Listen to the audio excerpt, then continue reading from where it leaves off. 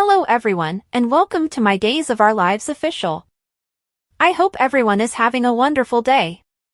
Before we begin, please hit the subscribe button and give this video a thumbs up. The phony Rafe Hernandez, also known as Arnold Feniger, will be discovered, and Belle Black threatens to put EJ DiMera in jail, according to the Days of Our Lives spoilers preview video for the week of February 24th to 28th. Here's what Days has planned, including some adoption warnings from Paulina Price. When Sophia Choi joins Tate Black in the town square, she will first come across as optimistic. Since Johnny and Chanel Dupree DiMera are interested in adopting the child, Sophia will speak with them there. But after talking to Johnny in her office later, Marlena Evans will be worried. Marlena will attempt to persuade her grandson to apply the brakes because it would appear that Johnny and Chanel are hurrying into something. According to teasers for Days, Paulina will also make some frightening predictions. Paulina will worry that this arrangement will be too complicated after learning that Chanel and Johnny may adopt Sophia and Tate's child.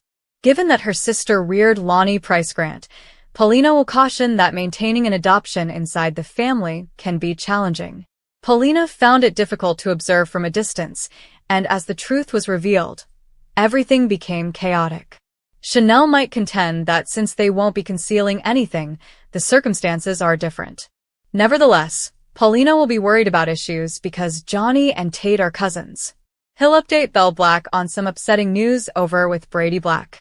Belle will lose it when she learns that EJ DiMera was aware of Ava Vitale's abduction but chose to remain silent. Belle is going to make it very evident how she feels about EJ after threatening to put his two-faced lying ass in jail in DOOL's weekly commercial.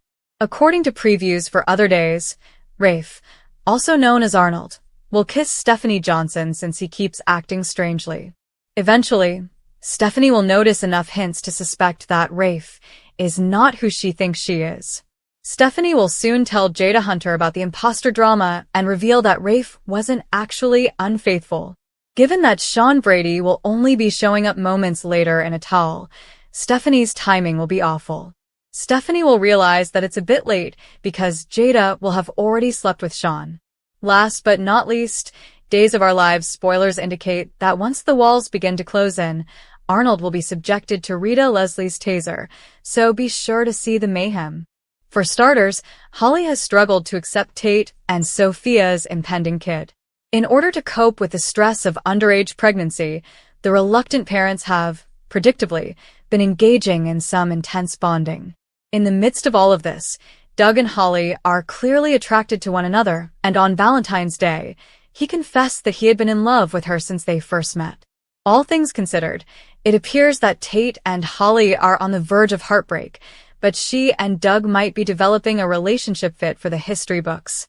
Viewers have observed the sparks that have been flying between the two since they first met.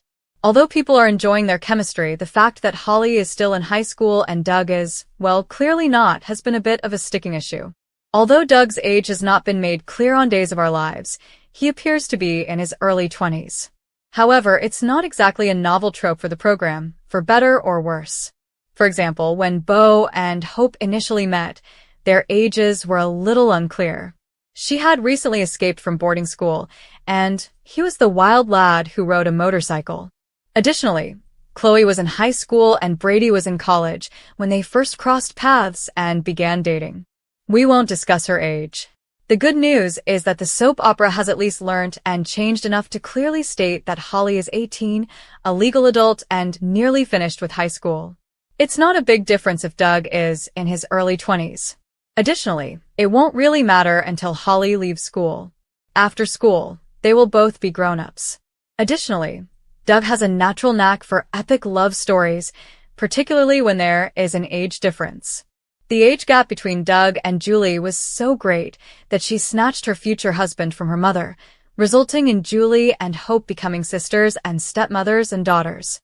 Their relationship became one of the most enduring love stories Salem had ever witnessed. Naturally, the late Bill Hayes and Susan Seaforth Hayes, who played them on television, had a love story that was even more extensive than the characters. It's obvious that the program already wants viewers to start drawing comparisons to the new generation of lovers, and there's a reason why Doug's words to Julie prompted his namesake to make his Valentine's confession. Ultimately, it appears that high school romances in Salem rarely last, particularly when a child is involved. But is Holly and Doug's clandestine romance growing? Super relationships are built on that foundation. Ask Julie and Doug. Sean points out Belle's prejudice. Belle finds Sean working at the Salem Police Department. "What can I do for District Attorney Black?" he says. She asks Detective Brady why he is so engrossed in his computer and is unaware that they were being so formal. He clarifies that he is attempting to establish that Jada was set up by her new partner. He doesn't have any proof when she asks. He claims that he'll acquire it quickly. EJ is innocent until proven guilty, she reminds him. Because she is having an affair with EJ, he accuses her of being biased. Belle and Sean quarrel every day. Belle claims that he has no business knowing about her personal life. Sean claims that because she is sleeping with the man who set up his boss, she made it his business. Additionally, he charges her of deceiving him by claiming that her hookup with EJ was a one-time occurrence. She claims that it was at the time that he knows her and that she wouldn't jeopardize an inquiry. Sean believed he was acquainted. How he knew she was still dating EJ is a mystery to Belle. Sean acknowledges that he was told by Jada. He claims that after he told her that he didn't trust her one-time account, Jada told him that she had seen Belle at the estate and didn't trust the nonsense she told her about seeing Johnny.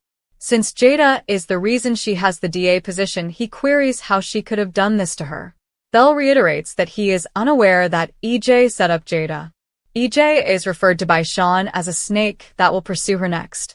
She informs him that it was he who found a man guilty without any supporting evidence.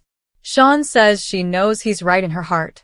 She thinks he blames EJ for everything that goes wrong in this community because he hates him. Sean contends that his insane sister is to blame if it's not EJ. In days, Steve brings Rachel Blake in. Rachel is being held. Steve and Rachel enter abruptly, and he begs Belle and Sean if they can put an end to their argument long enough to report this woman for kidnapping. "Who are you?" Belle wonders. Steve informs them that this is Kristen's mother, also known as Rachel Blake, or the woman in white. Later, Sean discovers Jada in tears in Horton Square. "Is she okay?" he asks. She sobs that she isn't and collapses into his embrace.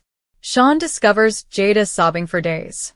Back at the station, Steve asks Belle if she wants to discuss Sean's sudden departure after booking Rachel. According to Belle, they are merely attempting to adjust to their divorce. The fact that Kristen's mother is still alive and has been keeping Ava in Armid astounds her. Tripp since he will be relieved that she is alright.